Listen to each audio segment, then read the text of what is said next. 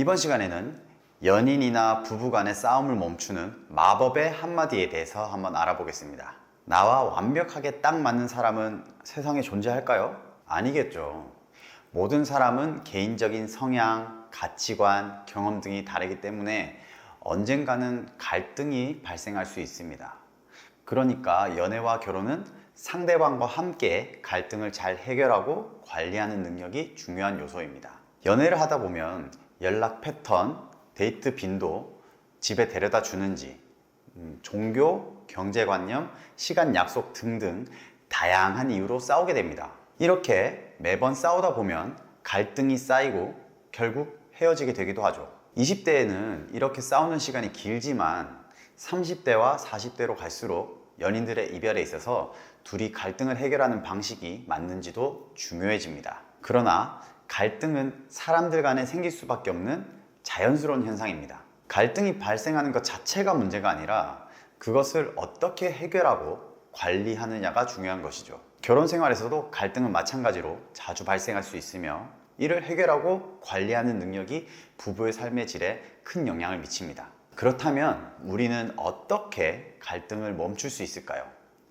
싸워도 관계가 나빠지지 않는 마법의 한마디가 여기 있습니다. 버클리 대학의 에이미 고든 교수팀은 71쌍의 커플들을 대상으로 그들이 싸우고 나면 관계에 어떤 변화가 생기는지 알아보고자 실험을 진행했어요. 사전에 커플들에게 현재 관계에 대한 만족도를 묻고 평소에 자주 싸우는 문제 3가지를 쓰게 했는데, 예를 들면 첫째로는 연락 문제, 두 번째는 돈 문제, 세 번째로는 이성 문제가 커플들의 갈등 이유로 나왔습니다. 그리고는 커플들에게 그 중에 한 가지 문제를 선택해서 이에 대해 대화해보게끔 했습니다. 서로 싸웠을 가능성이 높았겠죠. 대화가 끝난 후 다시 한번 둘의 관계의 만족도를 설문하였는데 싸운 뒤라서 당연히 커플 만족도가 떨어졌을 것이라고 예측했습니다. 그러나 반전이 있습니다.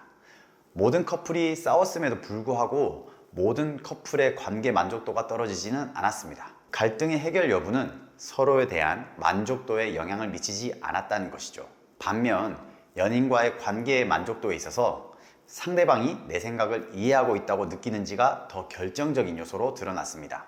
연인이나 부부간에 싸움을 멈출 수 있는 마법의 단어 첫 번째, 이해. 설사 내가 그 사람의 생각에 동의하지 않는다고 해도 그래도 그 사람이 왜 그렇게 생각하는지는 이해하고 있다는 것이 중요합니다. 예를 들어 여자친구가 남자친구가 자주 연락하지 않는 것에 불만을 품을 수도 있습니다. 하지만 이해라는 관점에서 바라봤을 때 남자친구가 최근 프로젝트 준비 때문에 바쁜 상황에 처해 있어서 연락이 자주 못한다는 것을 이해할 수는 있습니다. 남자친구의 경우에도 자신이 바빠서 그런 것이긴 하지만 갑자기 줄어든 연락에 여자친구가 소외감을 느낄 수 있다는 점을 충분히 공감할 수 있습니다. 의외로 이 부분을 잘 모르지만 문제를 얼른 해결하는 것보다는 사실 남녀 관계에서는 내가 이해받고 있다라는 느낌이 더 중요합니다.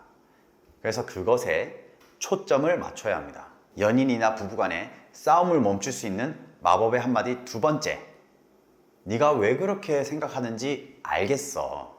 네가 왜 그렇게 생각하는지 알겠어 라는 한마디는 마법의 한마디예요. 서로의 감정을 이해하고 존중함을 나타내는 말이기 때문에 갈등 상황에서도 관계가 더 나빠지지 않을 뿐 아니라 싸움을 피하고 더욱더 풍요로운 관계를 유지할 수 있습니다. 여자든 남자든 자신이 이해받고 있다는 느낌을 받을 때 상대방이 주는 존중감을 느끼고 신뢰가 높아져서 지금 맺고 있는 관계에 대한 확신도 높아진다고 합니다. 그래서 비 온 뒤에도 땅이 굳듯 연인이나 부부간 관계 만족도에 부정적인 영향을 미칠 것 같았던 갈등 자체가 문제가 아니라 갈등을 겪은 후에 오히려 관계 만족도가 높아질 수도 있는 비밀이 여기에 있는 것입니다. 오늘 영상 어떠셨나요? 다음 시간에는 더욱 흥미로운 이야기들을 가지고 여러분들 찾아뵙도록 하겠습니다. 영상 끝까지 시청해 주셔서 감사드립니다.